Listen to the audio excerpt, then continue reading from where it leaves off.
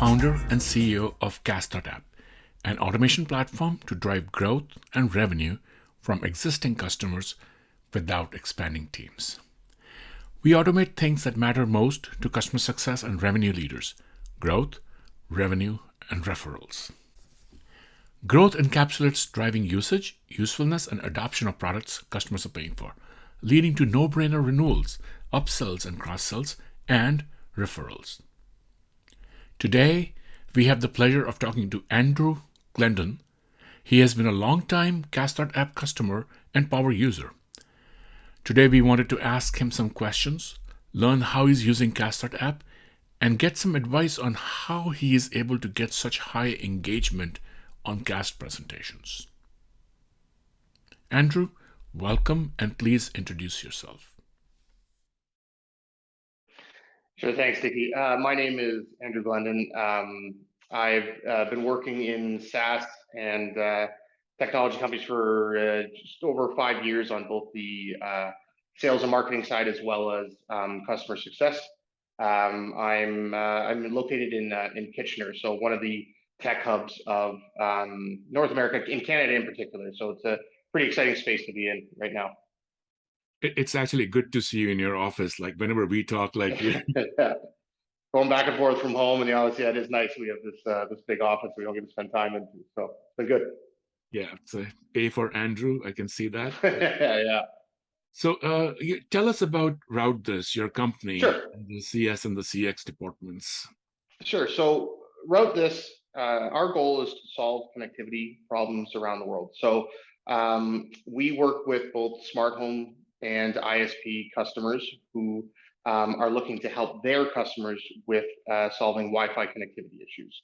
So we have an array of agent-focused tools as well as self-service tools that all work to both diagnose and resolve common home networking issues where your ISP or your smart home manufacturer may currently be blind to what those issues are. From CS and CX side, each customer has a CSM. We work with our customers quite closely, very much a white glove service for most of them.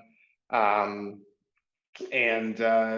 also interesting thing is we don't have a dedicated support team. So a lot of people who are in CS are doing a little bit of technical support there as well. So yeah, that's kind of the short version. It's a relatively new company, been around for 7 or 8 years, but I've seen a lot of growth recently in the last year's gone from 20 employees to up over 100 or so. So it's been a fun ride so far. Very nice. Thank you. Yeah, so we were talking about it like offline earlier about how you are segmenting your customers, right? And you already mentioned that every customer does get a CSM. What's the thought process around the segmentation? Yeah, so when we started out, it was very much just what you'd consider a mid-market group that we were targeting. So that was kind of our starting point. We would have a full launch resource as well as a CS resource that would meet regularly throughout the year. We've since grown and now have a thriving enterprise segment as well as what I'm kind of leading, which is our low touch segment as well. So from where we've started, we kind of went right up to the middle group of what our market is, and now I've kind of expanded both directions. So that's led to interesting changes and challenges on both sides, but that's where we're at now. Okay, so basically, there's what's the top enterprise segment? Yeah, enterprise?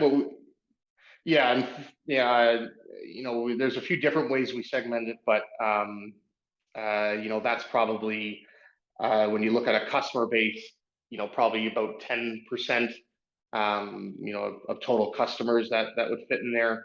The bulk for us is in that mid-market group, and then again a smaller number on the what we consider the low touch side. That's interesting. Yes. And then and I'll come to asking more about the mid-market part, which is like the major segment for you. And you've been using Cast.app for a while, I guess. Mhm. Automate CS outreach, do customer marketing, and make recommendations. Uh, Tell us how you're using Cast.app.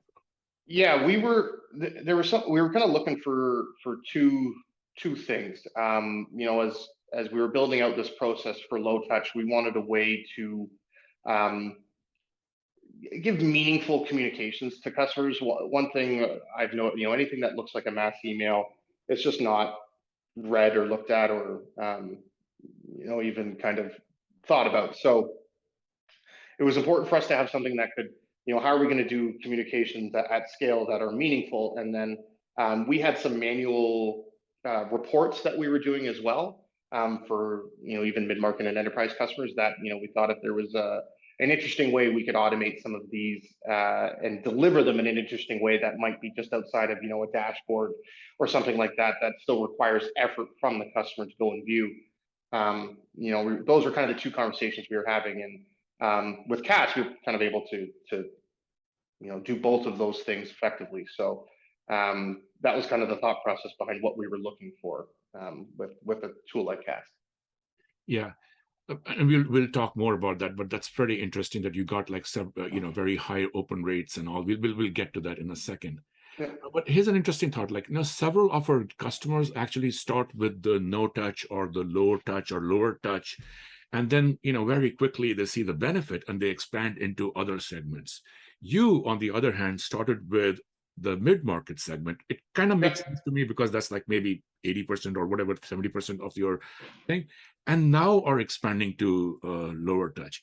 So I'm interested in finding like why you chose that way versus like lower touch, even though you said you manage both the lower touch and the mid market. So I have customers on both sides. So I mean, and it's a decision that was made kind of before my time. But one of the reasons we kind of focused on that mid market side too is uh, with the tool that we have, adoption is, which I'm sure for a lot of people is kind of the single most important thing. And we work with a segment in call center agents, things like that, where change management is a big uh, it's a huge challenge where you're needing to interrupt people's regular routines, something they're doing regularly, and have them do something new. So um, from that side, we needed a higher touch onboarding experience, and that naturally kind of transitioned into customers kind of expecting that going forward. So that was kind of where the start was, and then what we found was, once, especially some customers that have been with us for a long time, once we were up and running and kind of hit those milestones we needed to, that we could actually take a step back. They became very self-sufficient in some cases, and that's kind of where we thought, okay, now something that's more of a tech touch or lower touch might work for a portion of that group. nice. Yeah. So uh, let's go a little bit deeper into your program. Like, so you talked about Cast, but let's talk about like your program a little bit. Sure. Um, yeah. So when we first started this, we thought about a few different ways of delivering it. And one of the concerns I had was making sure that when we were sending these out, as an email, that we were able to personalize it and make it obvious that it was something that was not just a mass communication in the sense where there's no uniqueness to that communication. And yeah, we had really good results. I mean, our emails had the first email went out at 65% open rate, a click-through rate of like 40%. When I look at our last Cast deployment, we had over half of the individual casts we created. So think multiple per account. Over 50% of those were reviewed. So a really high level of engagement for something that can be sent out to a bunch of people at once. So um, and that's not even counting who've clicked on recommendations and viewed follow up material after that. So um, yeah, as far as getting customers to engage with Cast, it hasn't really been a challenge. We've heard nothing but positive feedback. So And why is that? Like, why did you have like? Do you send a lot of emails, or like, why are you? no, that's the thing, and that was part of my concern was we really don't, or at least hadn't up until this time, sent a lot of regular kind of marketing communication to our customers. It was all from a CS person, usually, you know, a one-off communication. We weren't sending a ton of you know, other marketing stuff as well. Yeah. And so, you know, that was one of the concerns I had was, you know, are they going to be used to or ignore something that's a mass communication, thinking it's, you know, not going to add value like you know, interaction with their CSM might.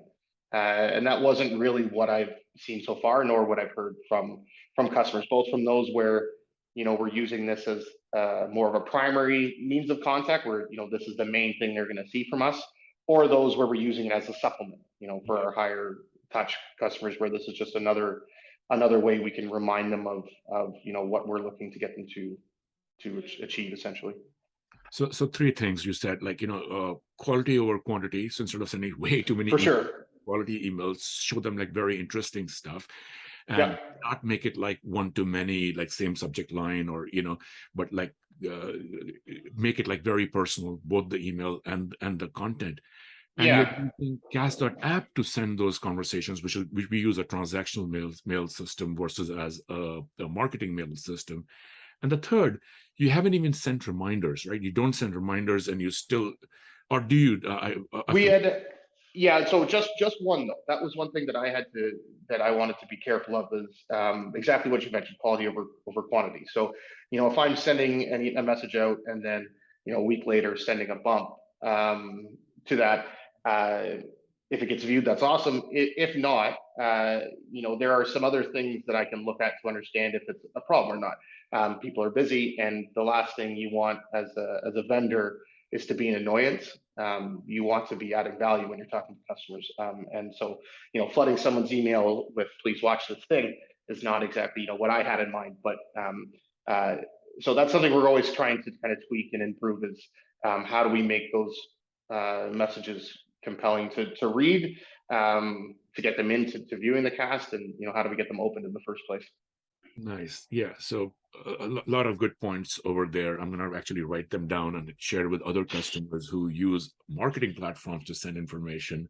And then what you're saying is, like, marketing is very different from like customer success outreach. For sure, and it's okay to do both, but it's nice to have them as separate, as, you know, this is, you know, where I'm communicating from, and this is a CS related thing, compared to, you know, here might be our newsletter or something about a new product. Like, it's Yeah. nice to be able to have those conversations together and make it meaningful, but you know, keeping them separate in this scenario made sense to us. Sounds good. Sounds good. So tell us about one thing that you were kind of pleasantly surprised by with using Cast.app automation. So Sure.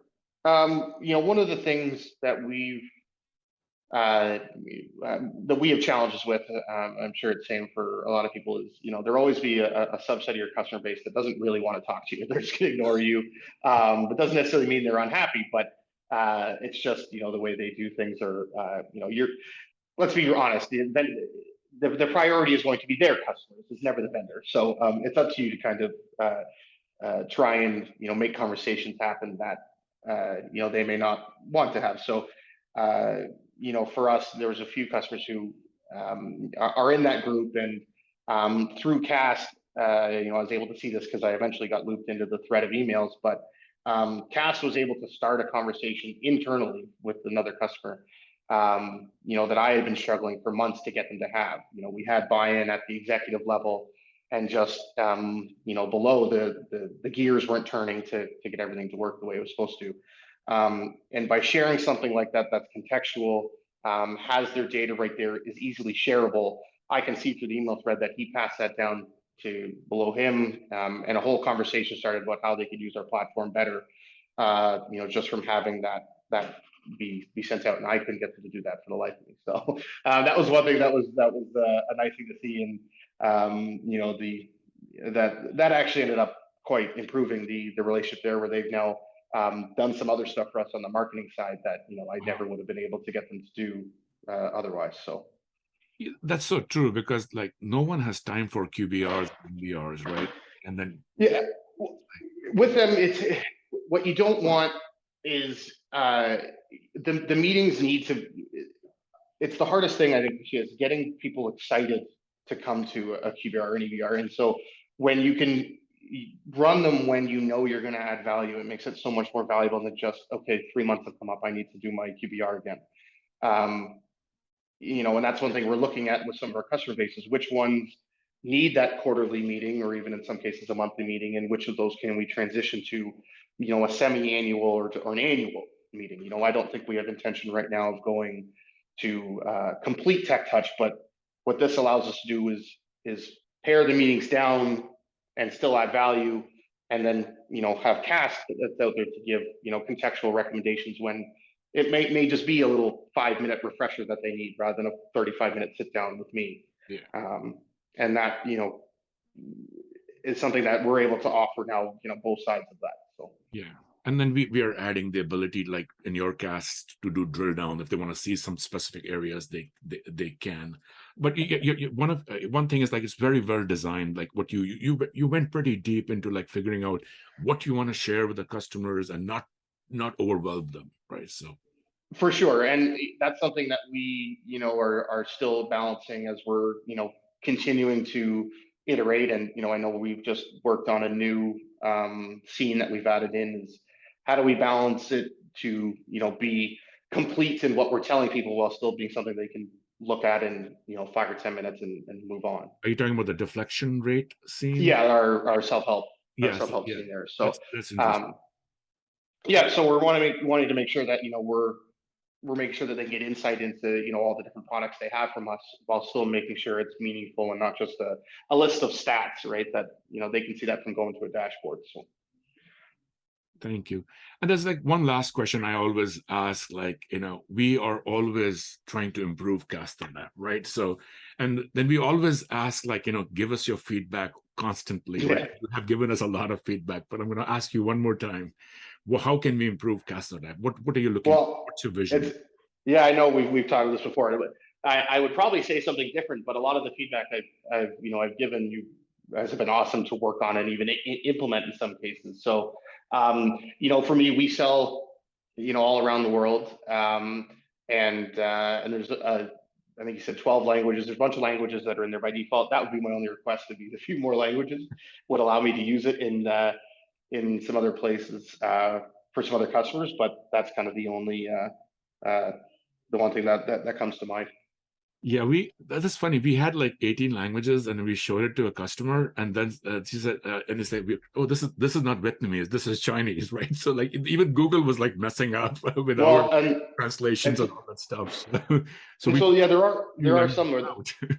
yeah, where that's what we're left with in some cases, is a Google Translate. And um, you're always a little nervous trusting an email Yeah, you've translated that way, that is it going to come across with the right tone and all of that. So yeah, having those narrations are awesome, and having them in a native language would be another way to add value uh, to a group that we struggle to communicate with now. So yeah.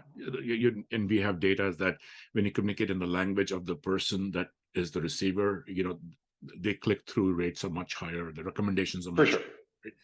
So yeah, we will look into other languages. I mean, we have both the languages as well as the translation and the speech, and all sorts of, like, complexities that we have to take care of. But thank you for that feedback. Yeah. Anything else you want to add? Feel free to. Anything else you want to talk about? Route this. Talk about yourself. Anything.